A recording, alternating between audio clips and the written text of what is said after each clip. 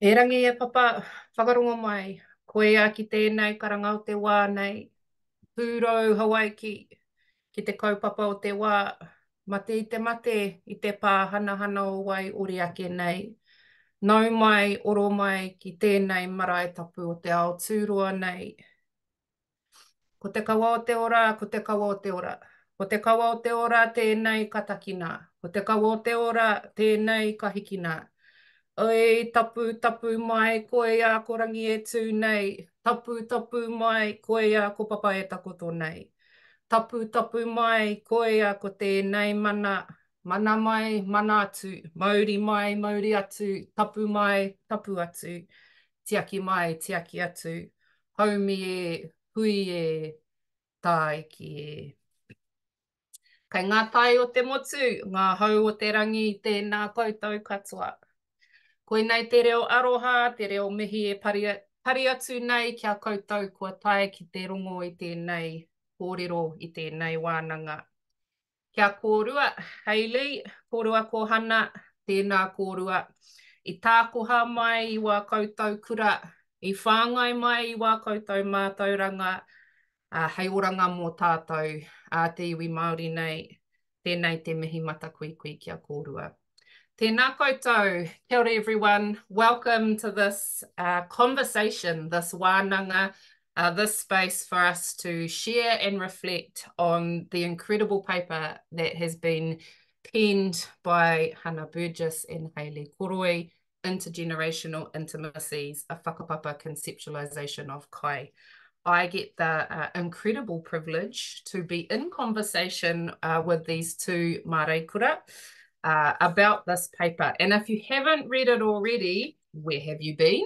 But also, we will put the link to the paper in the chat for you to download, read, digest, and enjoy its fabulousness.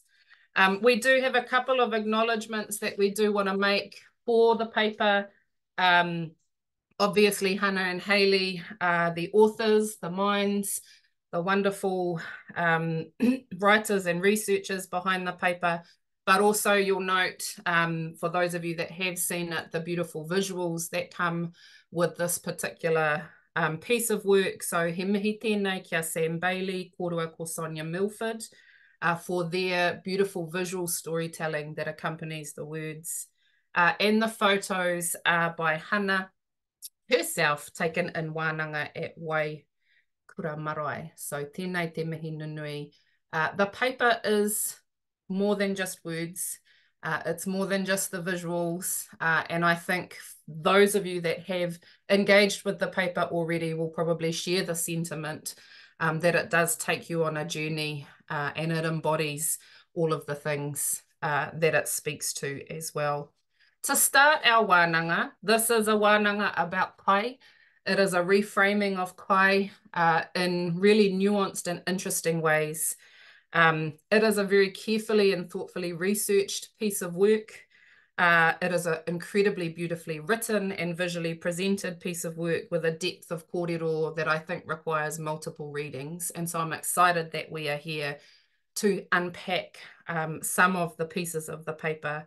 And there is an incredible care and attention to detail that spreads right across this paper, right through to citational practice as well. So I just want to acknowledge the care that has gone into this work.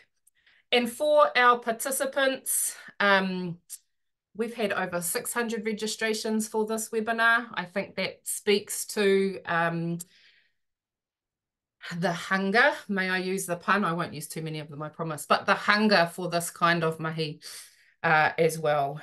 And so as a starting point, we actually want to invite you all, those who are listening at home, in your offices, wherever you might be, to participate in this intimate understanding of kai by reflecting for a moment on your own kai experiences. And so we want you to sit for a moment and think about a memorable kai experience that brings to mind the tastes, the textures, the smells, the sounds that you can hear, the people you were with, the places that you were. And we're just going to take a minute.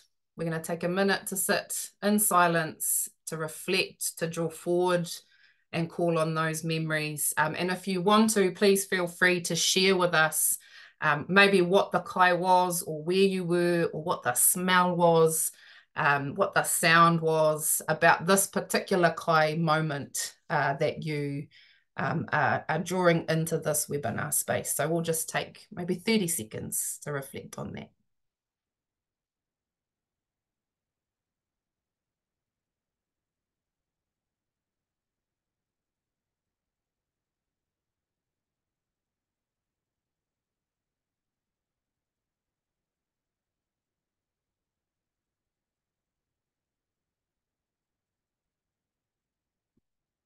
So as you are reflecting on your kai experience, and if you do want to share, please do share in the chat what that moment is for you.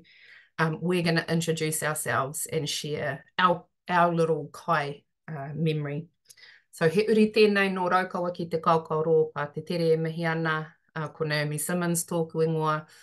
I descend from the waters of the Waikato and Waiho rivers and was raised under the maru of whare puhunga maunga over in the Waikato area. And I get to facilitate the conversation. It's a real honour. My kai moment is from when I was maybe 8 years old, watching my grandmother, who I didn't know particularly well at that age, eat fish heads. And that was an experience for this little 8-year-old who had never seen anyone eat fish heads in my entire life. The eyeballs, the sound of her sucking the eyeballs, and the smell is what comes to mind for me. So I will hand over to Haylee and Hana to introduce themselves as well. Ngā mihi. Tēnā koe, Naomi, o tira te Kōmata o te Tonga whānui. Me koutou hoki kua whakatata mai nei I tēnei ata. Ko ai ahau, ko whakarongorua te maunga, ko awanui te awa ko ngā toki mata whaorua te waka, ko mokonui arangi te marae, ko te ngahe te hapu, ko tauratu maru te tangata, ko ngā pui, ko te raroa, ko ngā tikahu hoki oku iwi. My name is Haylee. I work for a Māori public health organisation called Toi Tangata and have been in public health for the last 5 or 6 years. And in particular, my role there is kaiarahi for the kaupapa kai Māori kai ora, which is also how this paper came about. So shout out to my colleagues at Toi Tangata also who are just alongside me doing the work. A kai memory, I think recently I had a boil up cooked for me by our beautiful friends Cara and Sandy Lee, and it was eaten over gossip, which I feel is like the right context in which to gossip, like when you're eating. And it was funny because I had this moment of like thinking about my dad actually and really missing my dad because whenever we were unwell or like needed comforting, he would always show his kind of love through food and through boil up. And so we're kind of joking that like every boil up is like a portal to every other boil up you've ever had. So like I just remembered my dad in that moment and thought about all the ways that he nurtures our whānau through kai. Yeah, so kia ora. Tēnā tātou, tēnā koe Naomi, nā I whakatū whera I tō tātou hui, o tira tēnā tātou.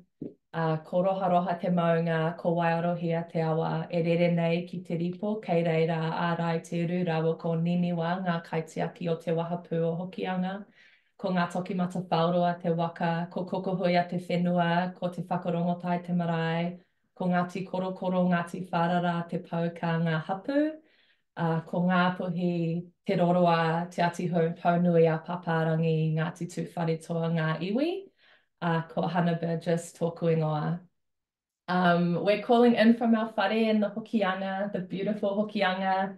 I'm really grateful to be here living on my own whenua. We want to take a moment, just as we open this space, to acknowledge the Indigenous peoples around the world resisting imperialism and settler colonialism. I'm thinking particularly about the Kanak people of what is known as New Caledonia, the Indigenous peoples of Palestine, West Papua, Congo, Sudan, Indigenous peoples around the world. We're here today recognizing that our struggle in Aotearoa as Māori is bound up in theirs, and so too is our liberation. So as we get to have this conversation in the relative safety of our own home, they're never far from our thoughts. Nō reira, tēnā tātou. I'm a kaupapa Māori researcher and teacher at Auckland Uni in Te Kupenga Hawara Māori, the Department of Māori Health. I work closely with my tuakana, Donna Cormack. And in my research, I've been thinking and theorizing about how, for our generation, we can be in good relation with our mokopuna and our tupuna, and envision futures beyond settler colonialism. I do a lot of work in relation with our artist mates, our creative mates, with our kuia and Kōmata, and in the Māra. And this is really where our work is anchored. My kai memory, the one that comes to mind is this peach tree that's just outside our kitchen.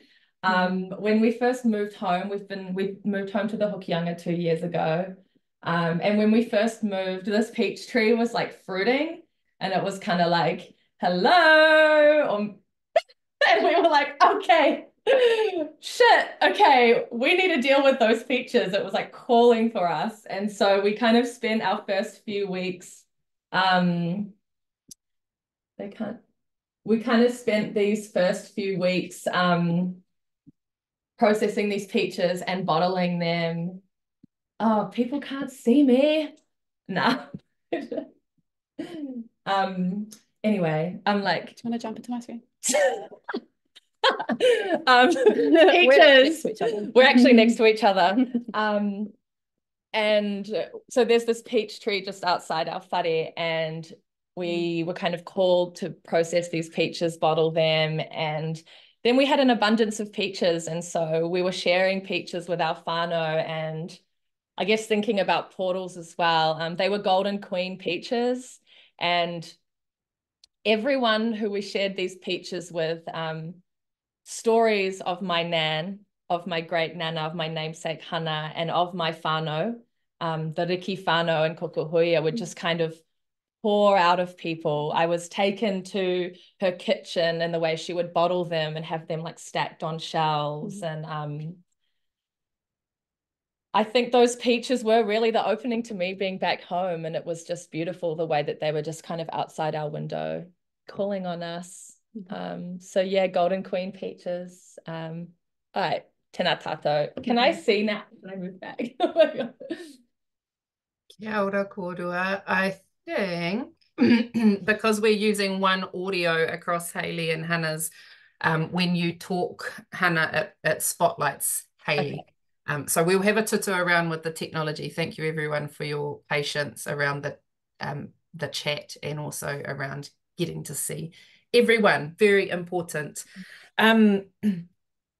Let's get into our conversation. And I think in your introduction, you've already kind of started to touch on the first partai that I had, but so I might move to another partai, but I do want to start by acknowledging the queer in your lives, and that you spoke about in the paper, and really foregrounding the importance of those memories of our queer, our Kōmata, our tupuna, and how they come to inform and feed where we are in the present and moving into the future. And I think for me, what stood out in your paper, and I want to mihi to you both for acknowledging what is going on as a result of settler colonialism around our world, both here in Aotearoa, but also in much more violent or visibly violent ways elsewhere as well, because I think there's a real stark contrast that comes through in your paper around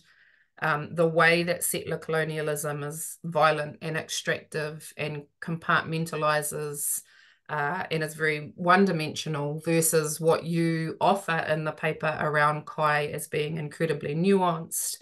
Our conceptualizations of kai are generative, they're life-giving, they're intergenerational, and they're collective. And I think that really stands true at a very individual level for us in thinking about our memories of food, but also of kai, but also as collectives. So I guess I'm really interested to understand what motivated you. What was the motivation? How did you land on doing this particular piece of work?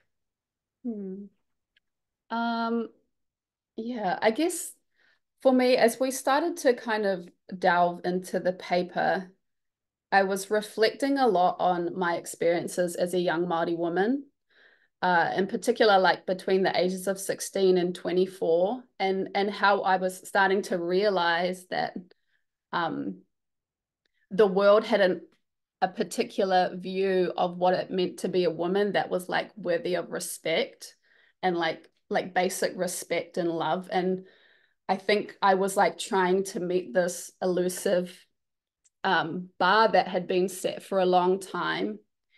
And I think in the exhaustion of like, coupled with like the exhaustion of like pursuing this like illusory like standard, alongside a lot of the work that I had started to do alongside an organization called Te Koroi Aroha o Aotearoa, who work in Indigenous education and training, I realized that actually it's highly likely that I know my body way better than anyone else knows my body. And that was actually a responsibility that I had, to start to be in better relation with my body. Not only that, to understand that my body is like a portal to generations of women, generations of tupuna, and that there's so much wisdom in that. And so that's where I really started, I suppose this journey started for me. And coming to Toi Tangata, and like my original title was actually lead in nutrition and training, which was like, I was kind of this very visceral internal dilemma of like, I don't ever, in my work, I don't ever want kind of that shame to be perpetuated through my own writing and through my own work. And I don't want another Māori woman to ever feel that through me specifically, and the narratives that I kind of put out into the world. And so I think, yeah, I needed a different way to understand who I was in the world, and what my body could do and be, and the expansive ways that I could exist beyond the physical also. And so that's where this paper for me was as much about like reconciling my, with my younger self, and who I continue to, I suppose, become in the world now, alongside my community and my whānau.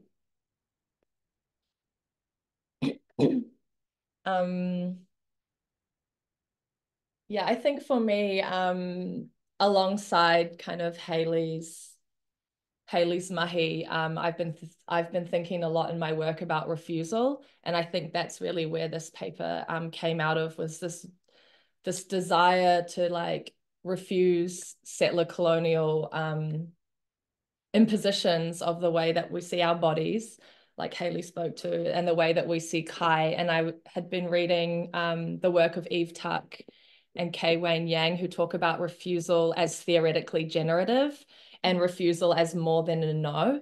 And it kind of opens up to the possibilities. And they say that like refusal and the no, saying no, is a redirection to possibilities like otherwise unimaginable. And so kind of in this moment where we started writing the paper, we were kind of clear about what we wanted to refuse. We wanted to refuse hierarchies of race, class, and gender. We wanted to refuse Western notions of health and health as individual, and how that saturates public health. And still a lot of Māori public health work we do too, which is deeply kind of individualistic. And that kind of became clear. And then we opened up to the yes, and like, so, well, what is kai then? what is wellness, and it kind of like opened up the space to consider. And it was actually kind of hard, and that's what this paper really was like the yes, and like how do we want to feel, how do we want our mokopuna to feel, where are we in this kind of whakapapa of kai. So in that, it became a lot about really seeing and understanding settler colonialism, but in that being able to see through it and beyond it, and kind of envision with our tupuna kai, and to call them into the conversation, and to acknowledge that they know and we know as tupuna, we know. So yeah, so that's kind of where the kind of paper opened up for us. And then we just have so much beautiful mahi in the kaupapa Māori space, in these Black and Indigenous theoretical spaces to really draw from. So in that sense, it didn't feel like we were doing anything new. We were kind of just calling in this kind of this mahi that was happening around us in our whānau community and in our like kind of more academic work. Yeah. Kia ora, tēnā kōrua. And it's fantastic to hear you talk about that process. You know, sometimes we see a finished product and think, oh, this is, you know, and it is, yes, it is a fuck yes, if I'm honest, and read the paper and bring all of that into the room. When you read it, there is an element of, well, for me, there was an element of, this is so obvious, but been so hidden. You know, I kind of, every time I read, particularly when you moved into, you know, Kaya's taiao, Kaya's collective, Kaya's all of these different things, it was kind of like, yes, of course it is. Of course it is. This is an obvious kind of puku knowing about these things, but also why is it not as obvious in across both our health domains, but also if I think about the work we do in Deep South National Science Challenge, you know, thinking about it as it applies in the climate change space as well. And I just really want to acknowledge that refusal and that really powerful refusal, but also, Haylee, what you talked about, the exhaustion of having to do that work of unpacking and refusing. And I think this is a really powerful thing e te whānau for us all to think about, is that saying no, you know, what you said, Hana, can open up the possibilities for the unimaginable and what can be invited in. And you've invited in whakapapa and whanaungatanga in really interesting and again nuanced ways, concepts that we talk about a lot within Te Ao Māori, that are used a lot in a lot of our policy around health and even around our taiao as well. And I'm just wondering if you can unpack the way that you've engaged with these concepts in the paper and its significance in the context of kai a little bit more. So yeah, our work around whakapapa and whanaungatanga came out of work that I've done previously with my friend Te Kahuratai painting, where we kind of really, again, it's concepts that we talk about a lot, but really considering kind of how we can deeply engage with these concepts of whakapapa and whanaungatanga in how we can see the world and how we can understand Māori ways of being, knowing and doing. And it's moving away from this idea of whakapapa as kind of like direct genealogical descent, which is very biological and linear, towards this understanding of whakapapa that is ever expansive. I'm influenced here by the work of Matua Moana Jackson, Animi Kaire, Leonie P. Hummer, and really kind of seeing whakapapa as this ever expansive unfolding network of relationships that connects all of us to each other and to the world around us. And the key lessons through whakapapa is that we are all whanaunga, and as tangata, we are but one small layer of existence. And actually in creation, we are teina.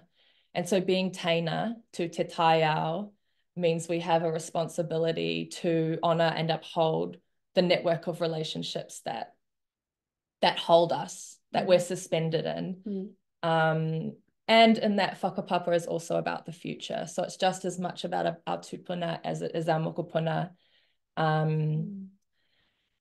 And so from there, in seeing ourselves as these meeting points of past and future generations, was really kind of the framework from which we understood kai. And so really seeing kai as like the tip, or this kind of just manifestation of generations of whanaungatanga, of relationships. We think about it in terms of whanaungatanga ki ngā atua, whanaungatanga ki te taiao, whanaungatanga ki te tangata, and whanaungatanga ki a koe anō. So relationships with our atua, with te taiao, the natural world, with other people, and with the self. And so kai kind of like emerges as this like tip. And yeah, maybe we could share about Pātiki as an example.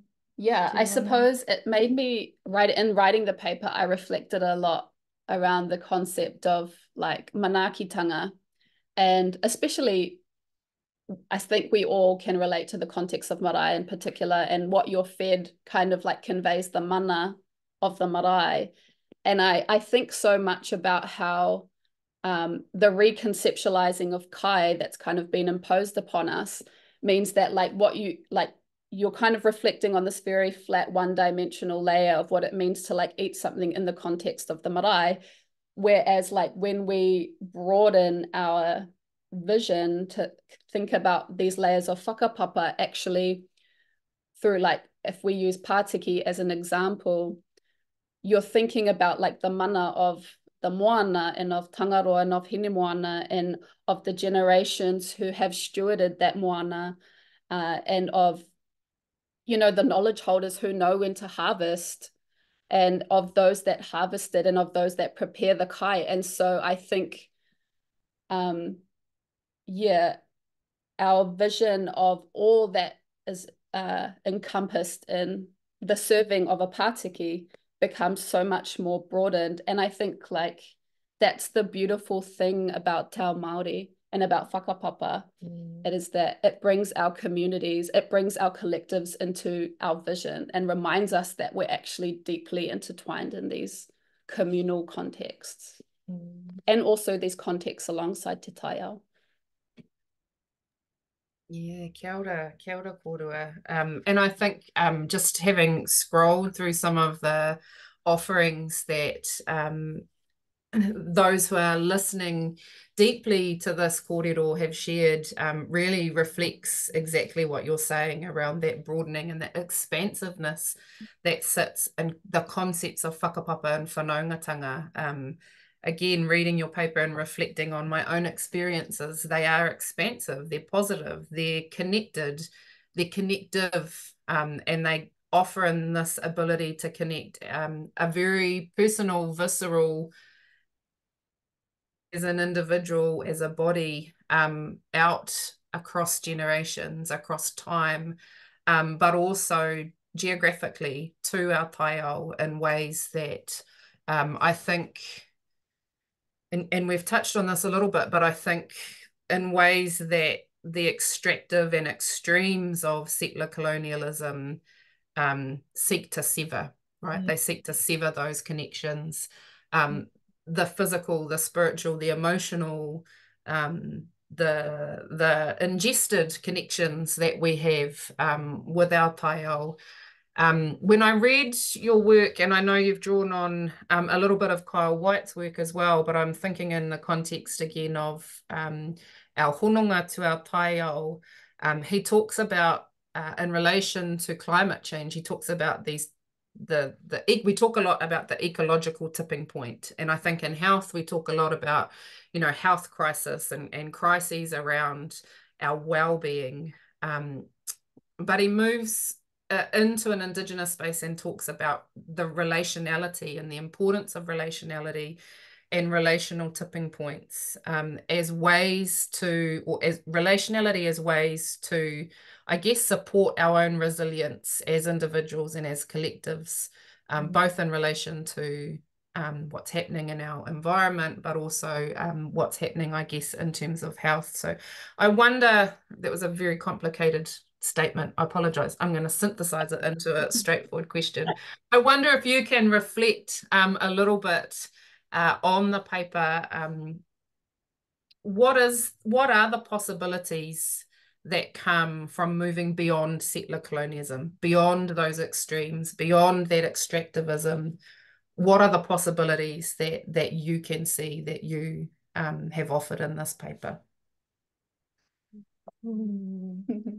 I think, like, firstly, what I will say is that, like, the more deeply we can understand settler colonialism, I think the wider the scope of our imagining can be, because we can be sure that settler colonialism and the way that it functions isn't like reaching into our visions of the future. And so the more deeply we know and understand it, I think the scope of what we can imagine really opens up. But honestly, it's just endless. I mean, like, it's truly, it can range from things like just eating a meal more mindfully to like connecting with your neighbors. And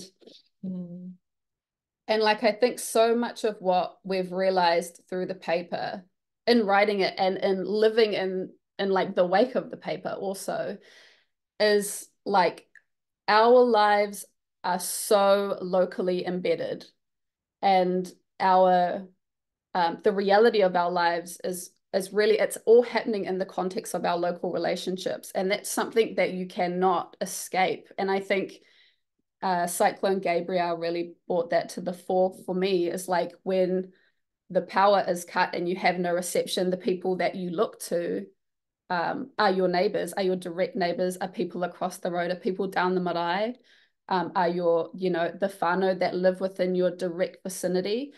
And so I think we're often looking for answers that are far away, that are like less personal and require less, I suppose, personal buy-in. But I actually think that the answers are really close and they're really nearby, and we can just start right where we are. And yeah, the peach tree right outside. The peach tree. Oh my God, the burden of having to bottle peaches and feijoas every year. No, it's a great burden. And it's good vibes. No. No, it's like, it's a responsibility that we feel, because, we just get to show up and like harvest, and we get to like live again in the wake of the mahi of our tupuna. Much of which has actually been disrupted. So the peach tree is like, the fact that the peach tree lives on, I think, for me, even like deepens my sense of responsibility to like harvest the peaches and to like honor, I suppose, the work that they did to feed us their mokopuna. Yeah. I think for me, like, seeing beyond colonialism and like seeing whanaungatanga and really centering whanaungatanga is around the ways that we can build community through kai. And I really look to the work of our friends Charles and Grace at Soil of Cultures, and our friend David, also known as Map Maker. And they really show us the power and the intimacies that kai can bring in different contexts. Because I'm aware, we live in the hokianga, we live on our whenua, but this kai can be a portal for those of us who live anywhere and who are in relation with people from different cultures and different communities. And I think my realization about growing kai, big ups to Matt.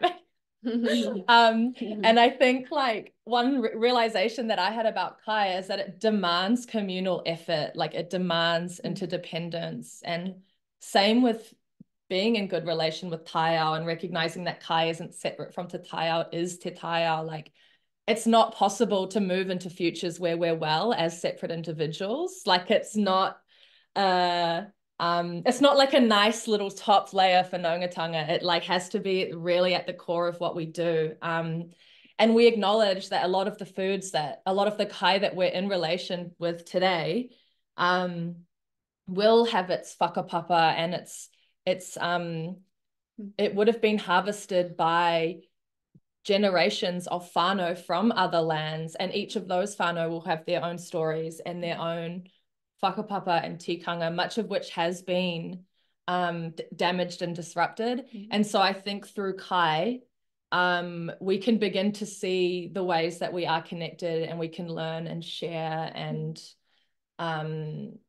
sit at tables and just have a kōrero. I think in so many ways we can build solidarity and community around kai. So I really want to mihi to our friends, and in particular migrant communities, who I think really show us that and show us the way that kai can connect us across oceans. Kia ora. Kia ora. And I think, you know, you've talked and I guess invited us to lean in to the personal responsibility that we have to communities, and to those connections, and the hua that can come from those, but also the work, the labour that is involved in bottling all of the things. I'm reminded, actually, I grew for the first time last year broad beans. No, not weird, broad beans. My mum told me, grow broad beans, they're easy.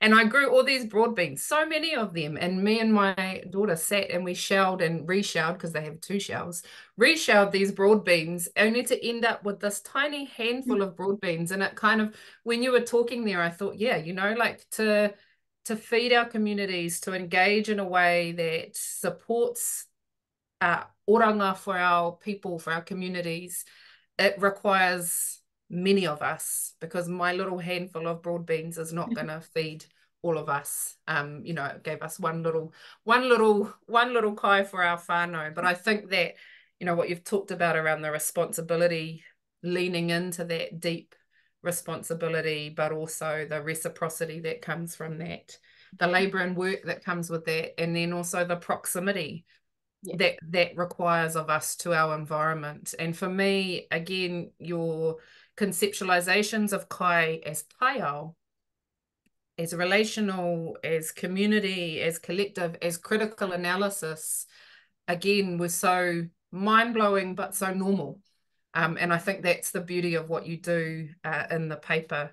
I am wary, and I have invited those who are listening to start to offer in some questions. And I would like to leave time for questions from those that are listening in, so that we can expand the conversation broader than just ourselves. But I did want, I've got a couple of questions.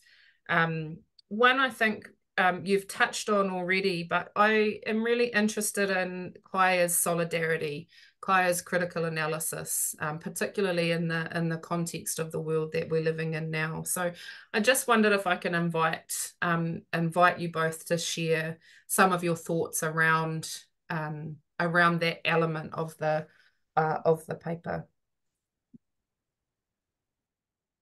Yeah, I think in seeing with our tupuna and envisioning futures for our mokopuna, we have to deeply engage with settler colonialism, and we have to engage with white supremacy. We have to be critical of hierarchies of race, class, and gender that are imposed on us, on communities, and made to seem natural and normal.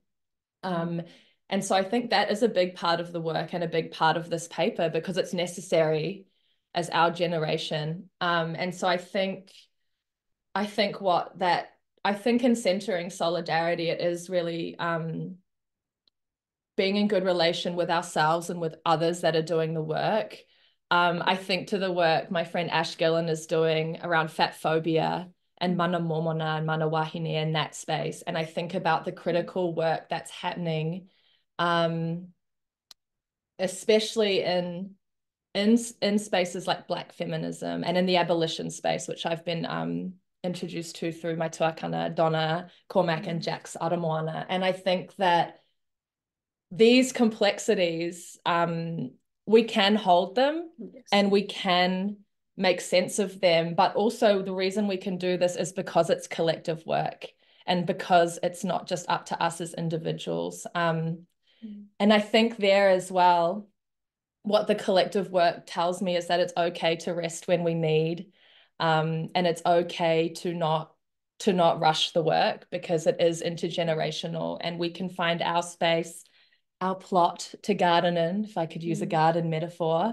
And that, I think that really is what a solidarity is about, and it's about recognizing that work. And I'm also thinking too about disability justice and really untangling ableism, which I think we saw a lot through the COVID-19 pandemic. And I'm thinking of all these intersecting, shout out Kira and Jace, our friends who are tuakana for us in that space.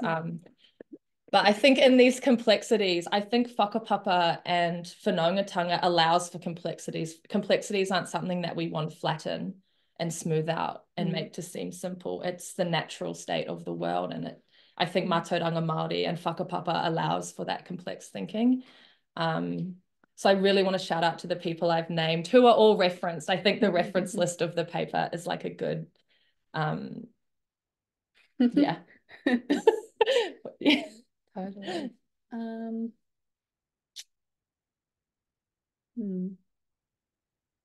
I think critical analysis. I think for me, sometimes it's about whanaungatanga, and sometimes it's also about like recognizing moments when our privilege means that we're actually perpetuating systems of settler colonialism. And so like, yes, whanaungatanga is the thing. Like, we have to like be in good relation with kai and with taiao and with community. And I think in that you will inevitably come across moments when your privilege is kind of the barrier to moving through and beyond settler colonialism. And I suppose that's the moment where you have to like consider what your action, like what is the best course of action, I suppose. And we do talk about like sometimes it's stepping back, sometimes it's speaking up, sometimes it's, you know, it can be many things, and it can be many things alongside other people also. But yeah, so this is it's like interesting, because on the one hand, like what I really want to convey through this paper is that it's okay to feel joy, and it's okay to feel pleasure and satisfaction. And that I think food, I think especially as colonized peoples living under settler colonialism, I want the world that my mokopuna to live in to be one where they can experience joy. But to get there, we also have to move through a lot of discomfort. And we have to kind of like step away from these hierarchies of race, class, and gender that make us feel worthy. Because in deriving our worth from them, we also, you know, the hierarchies work so that someone is at the bottom. And so like, I think it's going to take a lot of like personal, like grieving even, and like discomfort to let go of those things that make us feel worthy above other people. And so, yeah, but the great thing is that I hope what you will find is that you fall into community, and that you fall into like the love of the wider collective of people that you're with. And so, yeah, I suppose like, I want to shout out to our friends, like our friends that allow us to do that, to like work through these things with. And I hope that everybody has those spaces where they can really like make sense of the world alongside other people who are doing the same. Kia ora, tēnā kōrua. I'm going to move now so that we've got a little bit of time. There are a few questions that have come from those that are listening and watching in. So tēnā koe Kira, Sherwood O'Regan, he pātai tāna. So she's asked, we've got a question from Kira, are there any unexpected practices or changes you've made as a result of your learning and theorizing on kai and relationality in this space? I think enjoying kai. Enjoying it, like we love it. It's the shit. And really enjoying it and really appreciating it, having moments. And I think loving myself more, and eating more. Yeah, I think for me it's been, because we garden at the Kokohia Kōmata flats, for me it's been the connection to Kōmata that's actually been really life-changing. just because we like see them almost every day. And kai, like the garden, because it was actually them and their wisdom that they offered us this plot to garden in.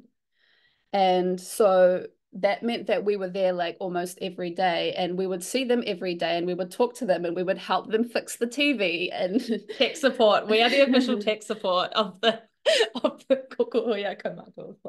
But I think like what being alongside Kōmata has taught me is that like the world that we live in now has not always been this way.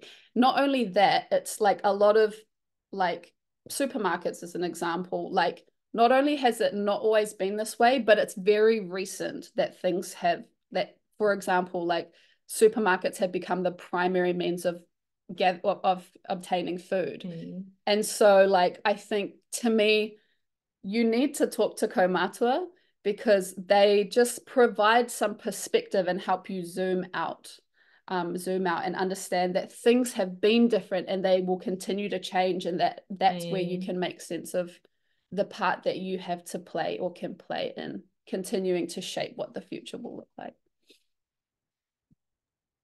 Kia ora, tēnā kōrua. Another pātai, tarapuhi waio. As a whānau who is at high risk of COVID, our ability to connect with others through kai has been constrained after people's desire to take precautions has dropped. In saying that, the sharing of kai safely has become an even more intimate and intentional experience. I wonder how disease and kai illuminates the link between kai and relationships for you. Question. That is such a beautiful question, and I want to acknowledge the work that you're doing in this space, and I really appreciate you bringing that into conversation. This has been really at the forefront of Haylee and I's journey in this paper as well. I have long COVID, and we acknowledge that we are still in a pandemic, and this too has mediated our relationships with kai. And I think one thing for us is to really sink into kai as being about te taiao and really taking time to kind of decenter our human relations and really get to know our more than human whanaunga, really get to know the shore, the beach, the awa, and the kai stories that come from that. And I think that's one way that we've managed it, but I think it is really hard, and I think this needs to be an ongoing conversation that we have with our whānau, because it's complex. And I think yeah, it really for me was about zooming out and kind of shifting the way that we relate to kai, and the taiao being a beautiful portal for that during the pandemic. Did you want to add anything to that? I think just really briefly, through the research that we're actually doing through the Deep South Challenge, alongside Kai Marae, we heard a lot of stories around when we were in the midst of lockdowns. Kai was really like a portal for Kōmata to feel connected to other people. And that to me was really beautiful, because it made, like, even though we weren't allowed to gather, they felt looked after just through the kai that was being shared. And it was like kai that was really special to them, like oysters and, you know, things that they really loved. And so I thought that was just like a really beautiful sharing from those that worked during COVID-19. Yeah. That made me think of the Cyclone Gabriel as well. We were hit quite bad up here. We lost power, and my auntie made a comment that was like, this is the most visitors we've had in years, because when we were in crisis, we were caring for Kōmata and we were visiting them and dropping off kai.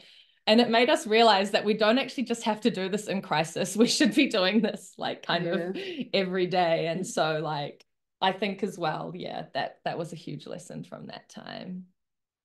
And like what we can learn from crisis, we can let it shift us and let it change us and change our everyday. Kia ora. There is one pātai in the chat that I would like to offer. Oh, we've got a few more, actually. We've got more pātai coming through. I'm just trying to find it because there's so much chat happening. Good stuff. Tēnā koe tūnane kani. He pātai, wondering if anyone has researched a whakapapa for waiū. If you've come across anything in your... No, have not come across that. And yeah, it was quite funny writing this paper. What that's just bringing to mind is like how truly vast this space is. And we had to really preface it that there are realms that we cannot like dive into because they are realms in and of themselves. And so, yeah, I can't speak to that personally, but I would love if anyone else has, because that's such a beautiful and interesting space. Ai tika tērā whakaaro, and beautiful question as well. Just one more pātai that's come through, Kataraina Davis. What can people do or change in their everyday to connect more, particularly if in the city? Yeah, I think one thing that kind of nutrition gets us into the headspace of is like having prescribed answers to questions, because it kind of like offers a prescribed solution. And I think that's where we're trying to move away from, because really the answers that we have or the solutions that we can kind of come up with arise out of a very particular set of relations that we have based here in the Hokianga with our neighbors, with the whānau that live here. And saying that, I know Vandana Shiva has mentioned that she thinks every person should grow at least one plant in their home, just to like be connected to the living world, the living, growing, unfolding world. And so I think that's one small thing that we can do in the city. She shares that as a spiritual practice, acknowledging that you can't like save the world, but you can see the world in a plant and you can care for that plant. She said it way more eloquently. But yeah, I think the more we kind of, and you have to be kind of brave and curious about how you do this. But yeah, just like reach out to your neighbors, look like, not to like spy on people, but like see who's growing food in your neighborhood and like be curious about that. And like, you know, just take some kai over to your neighbors if you've ever got too much. And I think like caring for people through food, especially when they're unwell, has been a really beautiful thing to do, just to like offer to, we'll make dinner tonight and we'll drop some off. So yeah, like the realms of practice are like ever expanding. And yeah, I think starting where you are is the first step, really. Yeah, I think what I'd add to that is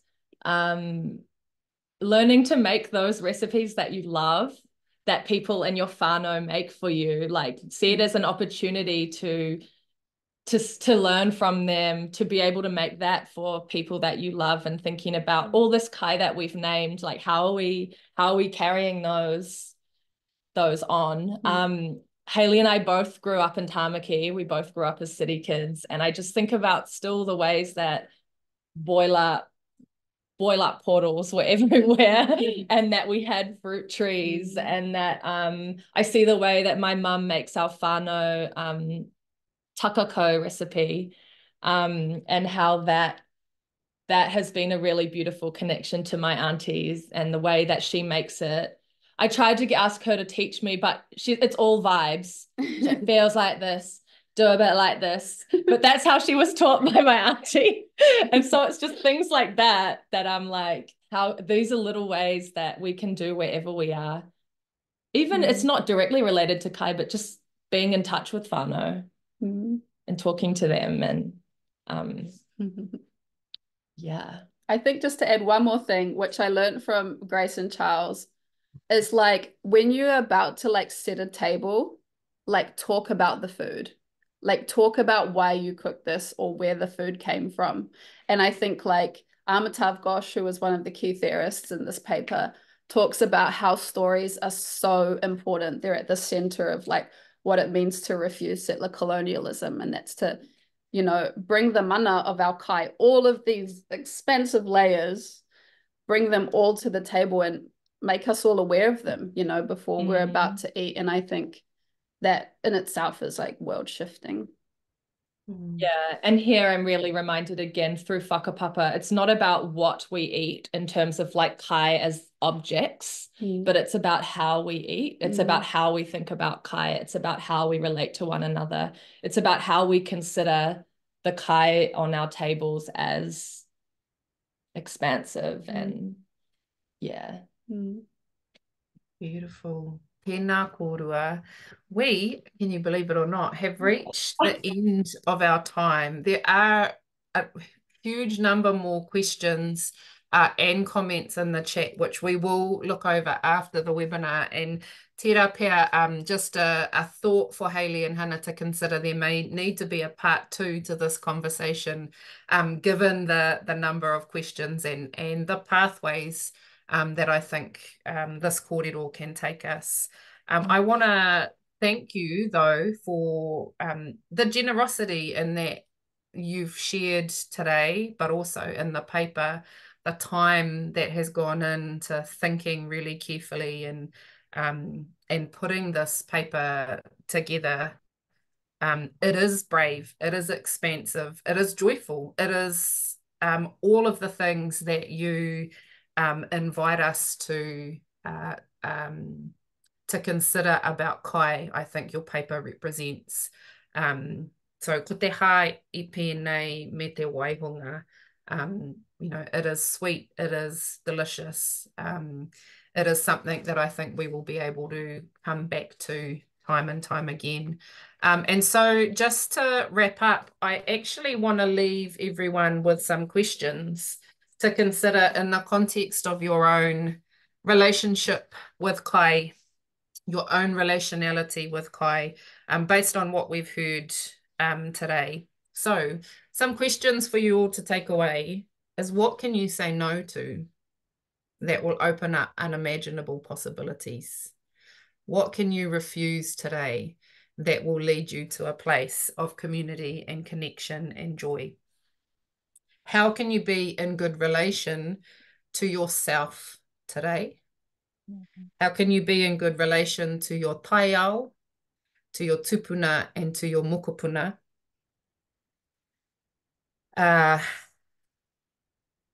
And the other pātai I want you to consider is, what can you eat, cook, grow, share today with kai that will embolden what we've heard today, that will bring you joy, that will bring you nourishment on all layers of the nourishment scale, a wairua, a hinengaro, a tinana, a whānau, a hapu, a whenua.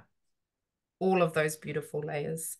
I thank you both for offering ways in which we can relate to kai, but also to ourselves and to each other, that hold the complexity of our worlds, that don't try and stifle all of the various feelings that we may have in navigating that complexity. That we can do that in a way that is collective and that is joyful and that is expansive, and that we can rest, we can garden, we can cook, we can bottle peaches, we can do all of those things. So tēnei te mihi nunui kia kōrua, kia koutou, I noho I o koutou kāinga, I rongo I tēnei. Thank you for engaging in the chat. There's so much in there. We're going to have to take time to go back through. Finally, I just forgot to at the start acknowledge Ruia and Irina Perehama for their words in the karakia that we started this webinar with. So I just want to make sure kei te tika tira ki te whakanui I a raua. And the last thing for you all to consider before we leave, and I am going to throw this to Haylee and Hana very quickly, but what is the kai? What is the dish that comforts and grounds you? So very quickly, Hana, Haylee, and then we will finish with karakia. This is going to sound ridiculous, but kina. I'm just going to say that because, like, if I can put out into the universe that kina might show up at my whare, then I'm going to take that.